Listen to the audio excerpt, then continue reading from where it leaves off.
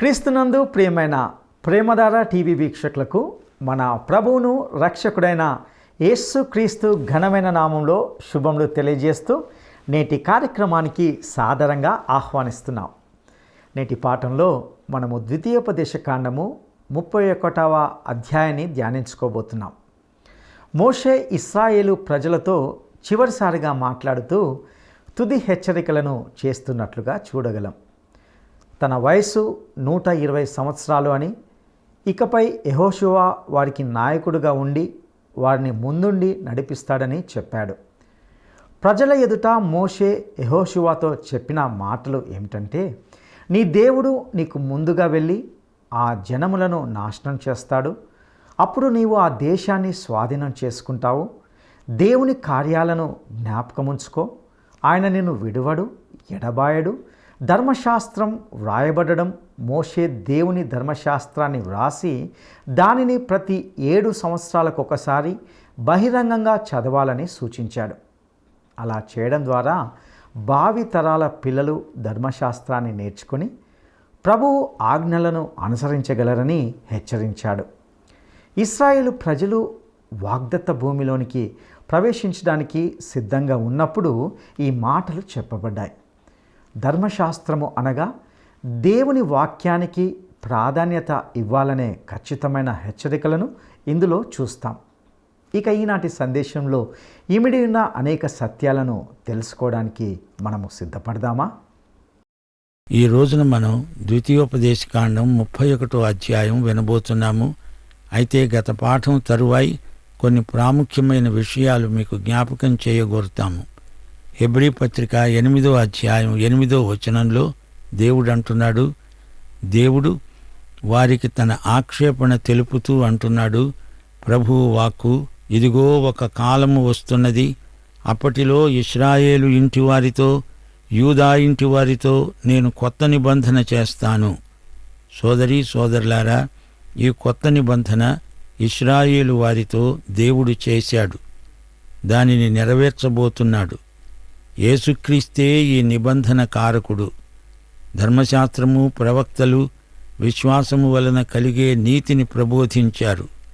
అయితే ఇప్పుడు క్రీస్తు కోసం ఆయనను ఇక్కడికి తేవడానికి ఎవరూ పరలోకానికి వెళ్ళనక్కర్లేదు. ఆయన ఒకసారి వచ్చాడు, శిలువ మీద చనిపోయాడు. చనిపోయిన యేసును ఎవరూ లేపనక్కర్లేదు. ఆయన పునరుత్థానుడు, మృతులలో నుండి లేచినవాడు. ధర్మశాస్త్రం 1500 సంవత్సరాలు అమలులో ఉంది. ఆ కాలమంతా మతాచారకాండ ప్రవర్తిల్లింది. దాని ద్వారా ప్రజలకు నీతి ప్రాప్తించలేదు. అయితే ధర్మశాస్త్రం వచ్చినట్లే క్రీస్తు కూడా వారి వద్దకు వచ్చాడు. క్రీస్తు వారి మధ్యలోనే జన్మించాడు. వారి మధ్యనే ఉండి ఆయన చనిపోయాడు, తిరిగి లేచాడు. ఆయన యందు విశ్వాసము ద్వారా నీతిమంతులవుతారు. ఈ కృప అందరికీ లభిస్తుంది. ఇదే సువార్త తరతరాలుగా ప్రకటించబడుతున్నది. ధర్మశాస్త్రం వలన కలిగే నీతి, విశ్వాసం వల్ల కలిగే నీతి, ఈ రెండిటికి చాలా వ్యత్యాసమున్నది. ద్వితీయోపదేశకాండం 30వ అధ్యాయంలో ఆజ్ఞలు అని బహువచనంలో లేదు. ఇది ఒకే ఆజ్ఞ. ధర్మశాస్త్రీయ నీతి వల్ల రక్షణ కలగదు, గాని విశ్వాసం వల్ల కలిగే నీతి రక్షణార్థమైనది.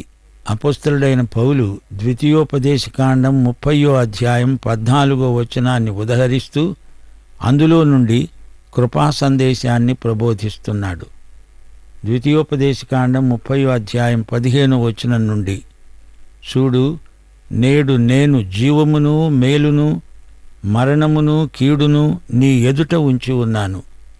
నీవు బ్రతికి విస్తరించున్నట్లుగా నీ దేవుడైన యెహోవాను ప్రేమించి ఆయన మార్గములందు నడుచుకొని ఆయన ఆజ్ఞలను, కట్టడలను, విధులను ఆచరించుమని నేడు నేను నీకు ఆజ్ఞాపిస్తున్నాను.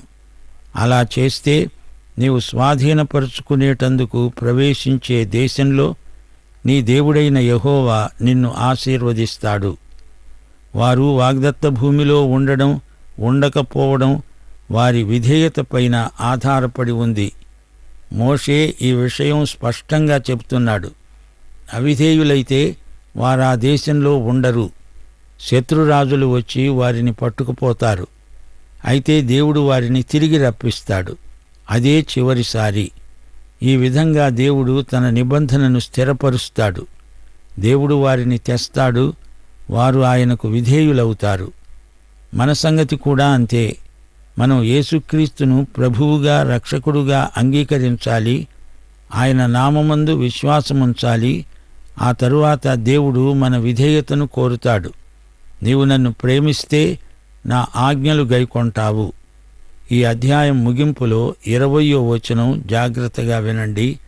నీ పితరులైన అబ్రహాము, ఇస్సాకు, యాకోబులకు ఆయన ప్రమాణం చేసిన దేశములో మీరు నివసించున్నట్లు యెహోవాయే నీ ప్రాణమునకును నీ దీర్ఘాయుష్కును మూలమై ఉన్నాడు. కాబట్టి నీవును నీ సంతానమును బ్రతుకుతూ నీ ప్రాణమునకు మూలమైన నీ దేవుడైన యెహోవాను ప్రేమించి ఆయన వాక్యమును విని ఆయనను హత్తుకొనేటట్లు జీవమునే కోరుకొనండి. ప్రియ శ్రోతలారా, ఒకే మాట మళ్ళీ మళ్ళీ చెప్తాము. ద్వితీయోపదేశకాండం సారాంశం ఇదే: దేవుణ్ణి ప్రేమించు, దేవునికి లోబడు. ఇశ్రాయేలు ప్రజలకు ఇది ముఖ్యమైన ఆజ్ఞ. మనము కృపాయుగంలో ఉన్నాము. మనకు పాత నిబంధనలలో కంటే ఎక్కువ వెలుగు ఇవ్వబడి ఉన్నది. అందుచేత ఇప్పుడు మనకు ఎక్కువ బాధ్యతలున్నాయి. మనము దేవునికి ఇంకా ఎంతో ఎక్కువ సన్నిహితులమై ఉండాలి. ప్రభువైన యేసును హత్తుకొని ఉండాలి. అదే మనకు మహాభాగ్యం. ఇప్పుడు 31వ అధ్యాయంలోకి రండి. ఈ అధ్యాయంలో మోషే తుది హెచ్చరికలు కొన్ని చేస్తున్నాడు. 34వ అధ్యాయం వరకు ఇలాంటి హెచ్చరికలు ఎన్నో మనము వింటాము. అవి మోషే జీవితంలోని చివరి ఘడియలు. పంచగ్రంథాలను మోషే రాశాడు. ఈ గ్రంథాలన్నిటిలో మోషే వ్యక్తిత్వం విస్పష్టంగా కనిపిస్తుంది. ఈజిప్టు నుండి వచ్చినది మొదలుకొని 40 సంవత్సరాలు తన ప్రజలతో సంయుక్తమైపోయాడు. మోషే 120 సంవత్సరాల జీవితం మన ముందు ఉంచబడింది. ఇప్పుడు మోషే చనిపోవడానికి సిద్ధమవుతున్నాడు. ద్వితీయోపదేశకాండం 31వ అధ్యాయం 1వ వచనం నుండి మోషే ఇశ్రాయేలీయులందరితో ఈ మాటలు చెప్పడం చాలించి వారితో మళ్ళీ ఇలా అన్నాడు: నేడు నేను 120 ఏండ్ల వాడనై ఉన్నాను. ఇక మీదట నేను వస్తుపోతూ ఉండలేను. ఈ యొర్దాను దాటకూడదని యెహోవా నాకు సెలవిచ్చాడు. మోషే వయోవృద్ధుడైపోతున్నాడు. మనమందరం వృద్ధులమవుతాము. అయితే 120 సంవత్సరాలు ఎవరు బతుకుతారు? అన్ని సంవత్సరాలు బ్రతికి ఎందరు బలంగా పనిచేయగలుగుతారు? మోషే ఎంత చేసినా అతడు ఈ ప్రజలను వాగ్దత్త భూమిలోకి తీసుకువెళ్ళలేదు. యొర్దాను దాటడు. మరి ఒక నాయకుడు వారిని నడిపిస్తాడు. మోషే చనిపోబోతున్నాడు. నీ దేవుడైన యెహోవా నీకు ముందుగా దాటిపోయి ఆ జనములను నీ ఎదుట ఉండకుండా నాశనం చేస్తాడు. నీవు వారి దేశాన్ని స్వాధీనపరుచుకుంటావు. యెహోవా సెలవిచ్చి ఉన్నట్లు యెహోషువ నీ ముందు దాటిపోతాడు. యెహోషువను ఎవరు ఏర్పరిచారు? దేవుడే అతన్ని ఏర్పరచుకొని నియమించాడు. అతడు మోషేకు వారసుడై, నాయకుడై ప్రజలను నడిపిస్తాడు. మోషేను కోరుకోమంటే అతడు కాలేబును కోరుకునేవాడేమో. మోషేకు కాలేబు అంటే చాలా ఇష్టం. ఏది ఏమైనా మోషే కూడా మనలాంటి స్వభావం గల మనుష్యుడే. ఒకవేళ తన కొడుకుల్లో ఒకడు నాయకుడైతే బాగుండును అనుకునేవాడేమో. కాని దేవుడు అలా అనుకోలేదు. యొర్దాను నదిని దాటడానికి, తన ప్రజలను దాటించడానికి దేవుడు యెహోషువను ఏర్పరచుకున్నాడు. మోషే చేయవలసిన పని ఇప్పుడేమీ లేదు. అతడు హాయిగా చనిపోతాడు. అది దేవుని ఏర్పాటు. దేవుడు ఏర్పరచుకున్నవాడే అపొస్తలుడైన పౌలు. కాని పేతురు చీట్లు వేసి మరి ఒకరిని, మత్తీయ అనేవాణ్ణి అపొస్తలుడని నియమించాడు. దేవుడు అతన్ని వాడుకోలేదు. నీవు నేను అంతే. దేవుడు ఏర్పరచుకోవాలే గాని మనుష్యుల ఏర్పాటు కాదు. 6వ వచనం: భయపడవద్దు, వారిని చూచి దిగులు పడవద్దు.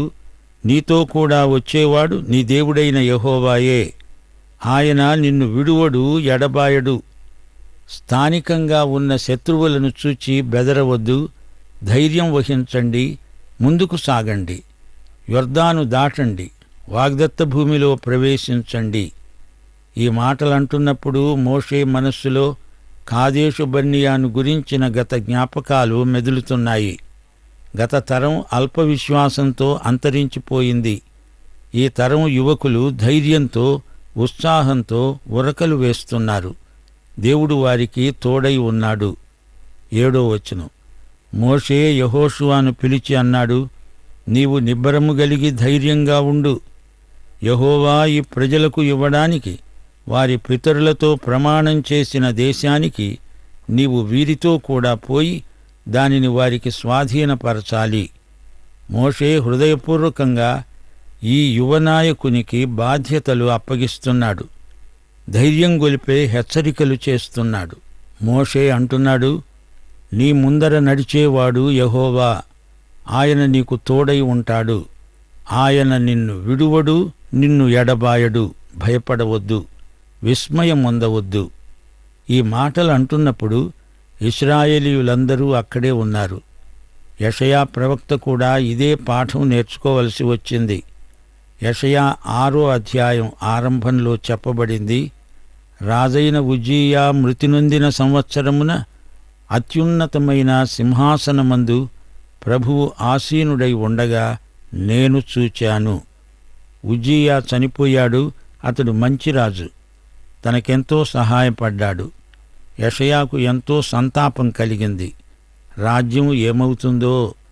యెషయా మనస్సు కలవరపడింది. అతడు దేవాలయానికి వెళ్ళాడు. అక్కడ ఒక దర్శనం చూచాడు. ఆ దర్శనంలో యెహోవా సింహాసనాసీనుడై కనిపించాడు.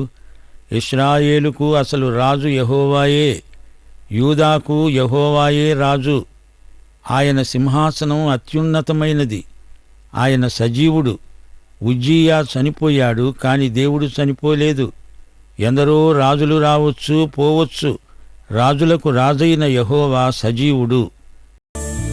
నిన్ను పోలిన వారెవరు? మేలు చేయు దేవుడవు, నిన్నే నమ్మితిన్ నా దేవా. నిన్ను పోలిన వారెవరు?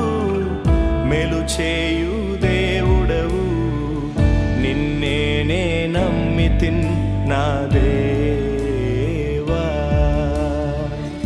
నిన్నే నా జీవితమునకు ఆధారము చేసి కొంటిని. నీవు లేని జీవితమంతా వ్యర్థముగా పోవునయ్యా. నిన్నే నా జీవితమునకు ఆధారము చేసి కొంటిని. నీవు లేని జీవితమంతా వ్యర్థముగా పోవునయ్యా. ఎల్ షెడాయ్ ఆరాధన, ఎలోహీం ఆరాధన, అడోనాయ్ ఆరాధన, యేషువా ఆరాధన. ఎల్ షెడాయ్ ఆరాధన, ఎలోహీం ఆరాధన, అడోనాయ్ ఆరాధన, యేషువా ఆరాధన.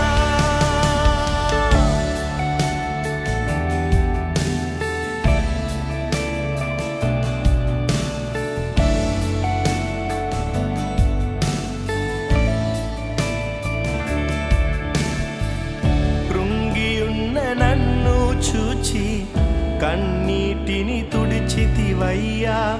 కంటి పాపవాలే కాచి కరుణతో నడిపితివయ్యా.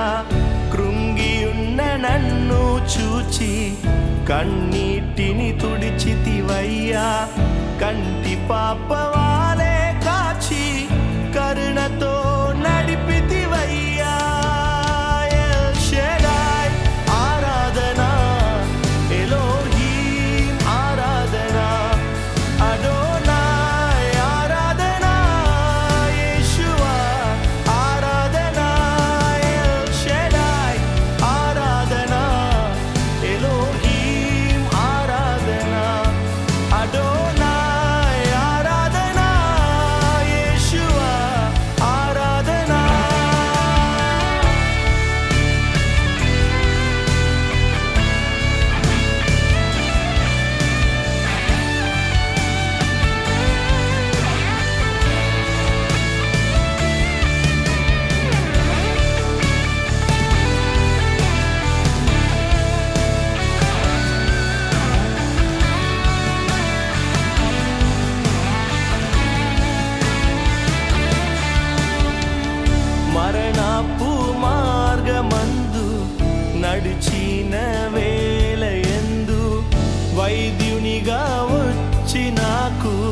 మరో జన్మనిచ్చితివయ్యా మరణపు మార్గమందు నడిచిన వేలయందు వైద్యునిగా వచ్చి నాకు మరో జన్మనిచ్చితివయ్యా ఎల్ షెడాయ్ ఆరాధనా ఎలోహీం ఆరాధనా అడోనాయ్ ఆరాధనా. ద్వితీయోపదేశకాండం 31 అధ్యాయం 9వ వచనం. మోషే ఈ ధర్మశాస్త్రమును రాసి యెహోవా నిబంధన మందసమును మోషే యాజకులైన లేవీయులకు ఇశ్రాయేలు పెద్దలందరికీ దానిని అప్పగిస్తూ వారితో అన్నాడు, ప్రతి 7వ సంవత్సరాంతమున అనగా నియమింపబడిన గడువు సంవత్సరమున నీ దేవుడైన యెహోవా ఏర్పరచుకొన్న స్థలమందు ఇశ్రాయేలీయులందరూ ఆయన సన్నిధిని కనపడి పర్ణశాలల పండగను ఆచరించేటప్పుడు ఇశ్రాయేలీయులందరి ఎదుట ఈ ధర్మశాస్త్రాన్ని ప్రకటించి వారికి వినిపించాలి. మోషే మాట్లాడాడు. 8 సార్లు మోషే ప్రసంగించాడు. మోషే ధర్మశాస్త్రాన్ని రాశాడు. మోషే కాలము నాటికి రాత ప్రచారంలో ఉన్నట్లు దాఖలాలున్నాయి. ఆ మాటకొస్తే మోషేకు ముందే ప్రజలకు రాయటం తెలుసు. ఇది చరిత్ర మాత్రమే కాదు, ప్రవచనం కూడా. ఇశ్రాయేలీయులు వాగ్దత్త భూమిలోనికి ప్రవేశించడానికి సిద్ధంగా ఉన్నారు. వారి బలహీనతలు దేవునికి తెలుసు. మానవ స్వభావం, మనుష్యుని ఆంతర్యం దేవునికి తెలుసు. దేవుడు మనల్ని కాపాడబట్టి గాని లేకపోతే ఎప్పుడో నశించిపోయి ఉండేవారమే. మోషే అన్నాడు, అందరినీ పోగు చెయ్యండి, పురుషులు, స్త్రీలు, పిల్లలు, నీ పురములలో ఉన్న పరదేశులు ఈ ధర్మశాస్త్ర వాక్యాలన్నింటినీ నేర్చుకుంటారు, వింటారు, ఆ ప్రకారం నడుచుకుంటారు. వారు యెహోవాకు భయపడడం నేర్చుకుంటారు. ధర్మశాస్త్రం మెరుగని వారి సంతతి దాన్ని వింటారు. మీరు యొర్దాను దాటి వాగ్దత్త దేశాన్ని స్వాధీనపరుచుకుంటారు. ఆ దేశంలో మీరు బతికే దినములన్నిట యెహోవాకు విధేయులై ఉంటారు. యెహోవా అన్నాడు, మోషే ఇటు చూడు, నీ మరణదినాలు సమీపించాయి. నా ఆజ్ఞ ప్రకారం నీవు యెహోషువను పిలిపించు. మీరు ప్రత్యక్షపు గుడారంలో నిలవండి. అప్పుడు మోషే యెహోషువ కలిసి ప్రత్యక్షపు గుడారంలో నిలిచారు. ఆ మేఘస్తంభము గుడారపు ద్వారం పైన నిలిచింది. యెహోవా మేఘస్తంభంలో ప్రత్యక్షమయ్యాడు. మోషేతో అన్నాడు, ఇదిగో, నీవు నీ పితరుల సరసన పరుండబోతున్నావు. ఈ జనులు నా నిబంధనను మీరుతారు. ఎవరి మధ్య తామున్నారో వారి మధ్యనే వీరు వ్యభిచారులై అన్యదేవతల వెంట వెళ్ళి నన్ను విడిచిపెడతారు. ఆ దినమున వారి మీద నా కోపం రగులుకుంటుంది. నేను వారిని విడిచిపెడతాను, వారికి విరోధినవుతాను. వారు క్షీణించిపోతారు. విస్తారమైన కీడు, ఆపద వారికి ప్రాప్తిస్తాయి. మన దేవుడు మన మధ్య ఉండలేదు గనుకనే ఈ కీడు మనకు ప్రాప్తించింది అని వారు చెప్పుకుంటారు. వారు అన్యదేవతల తట్టు తిరిగి కీడు చేశారు. నేను నిశ్చయంగా వారికి విరోధినవుతాను. మీరు ఈ కీర్తన రాసి ఇశ్రాయేలీయులకు నేర్పండి, కంఠాపాఠం చేయించండి. ఇది ఇశ్రాయేలీయుల మీద నాకు సాక్షార్థముగా ఉంటుంది. నేను వారి పితరులతో ప్రమాణం చేశాను. పాలు తేనెలు ప్రవహించే దేశంలో వారిని ప్రవేశపెడతాను. వారు తిని త్రాగి తృప్తి పొంది కొవ్విన వారై అన్యదేవతల తట్టు తిరిగిన వారై వాటిని పూజించి నన్ను తృణీకరిస్తారు. వారికి విస్తారమైన కీడు, ఆపదలు సంభవిస్తాయి. దానికి ఈ కీర్తనే సాక్ష్యం. నేను వారిని వాగ్దత్త భూమిలో ప్రవేశపెట్టక మునిపే నేడే వారు చేసే ఆలోచన నేనెరుగుదును.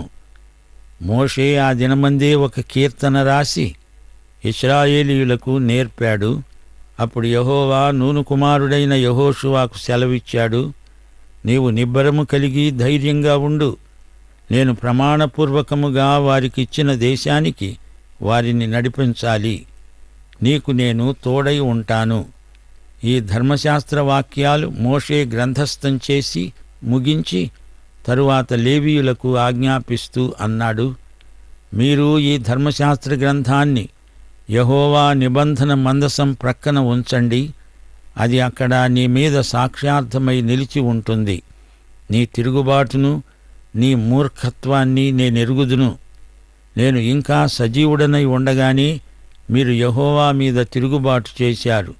తీరా నేను చనిపోయిన తరువాత మరి నిశ్చయముగా తిరుగుబాటు చేస్తారు గదా. మీ గోత్రముల పెద్దలను, మీ నాయకులను నా దగ్గరికి పోగు చేయండి. ఈ మాటలను వారి వినికిడిలో చెప్తాను. నాకు తెలుసు, నేను చనిపోయాక మీరు బొత్తిగా చెడిపోతారు. నేను మీకు ఆజ్ఞాపించిన మార్గాన్ని తప్పుతారు. ఆ దినముల అంతమందు కీడు మీకు ప్రాప్తమవుతుంది.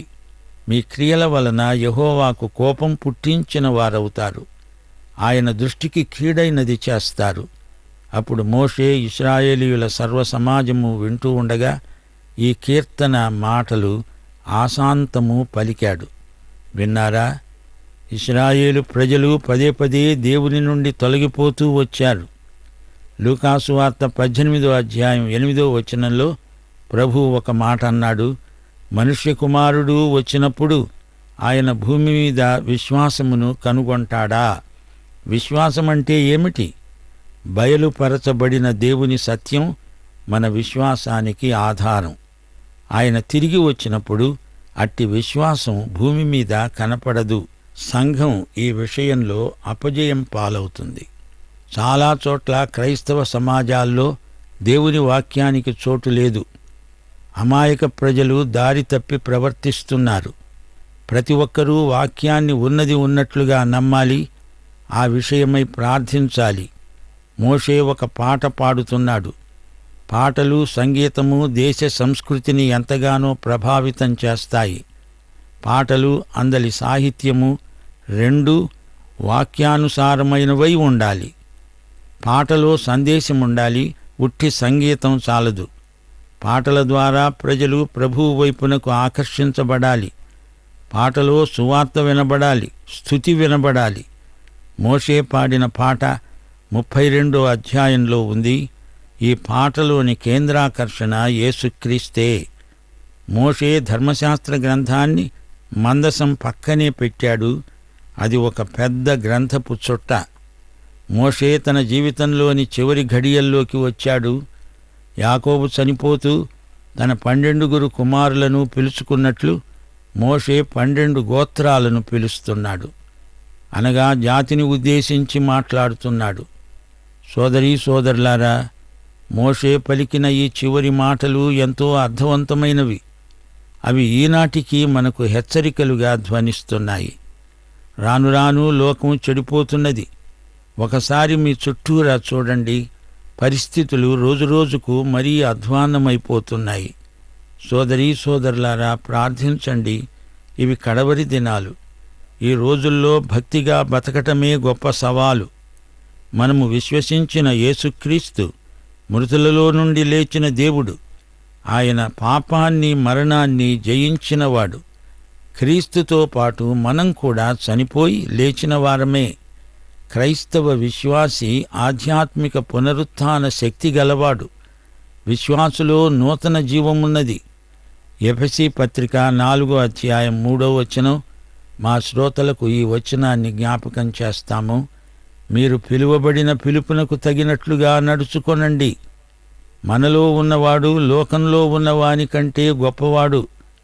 మనలో కార్యసాధకమైన తన శక్తి చొప్పున మనము అడిగే వాటన్నిటికంటే, ఊహించే వాటన్నిటికంటే అత్యధికముగా చేయగల దేవుడు మనలో ఉన్నాడు. ఫిలిప్పీ 3వ అధ్యాయం 10వ వచనం. యేసును, యేసు పునరుత్థాన బలమును ఎరిగిన వారే విశ్వాసులు. ప్రియ శ్రోతలారా, హోషేయ 3వ అధ్యాయం 5వ వచనంతో ఈ పాఠం ముగిస్తాము. ఈ దినముల అంతమందు వారు, అనగా ఇశ్రాయేలీయులు, భయభక్తులు కలిగి యెహోవా అనుగ్రహము నొందుటకై ఆయన వద్దకు వస్తారు. అయితే ప్రియశ్రోత, నీవు యేసు వద్దకు వచ్చావా? ఆయనను అంగీకరించావా? ఇదే అనుకూల సమయం. వెంటనే ఆయన వద్దకు వచ్చి, ప్రభూ, నీవు నా రక్షకుడవు, నా ప్రభువు అని చెప్పు. ఆయన నిన్ను దీవిస్తాడు. పాఠం ఇంతటితో సమాప్తం. మన ప్రభు అయిన యేసుక్రీస్తు వారి కృప, తండ్రి అయిన దేవుని ప్రేమ, పరిశుద్ధాత్మ యొక్క అన్యోన్య సహవాసము, సమాధానము మనకందరికీ నిత్యత్వము పర్యంతము తోడై ఉండునుగాక. ఆమేన్.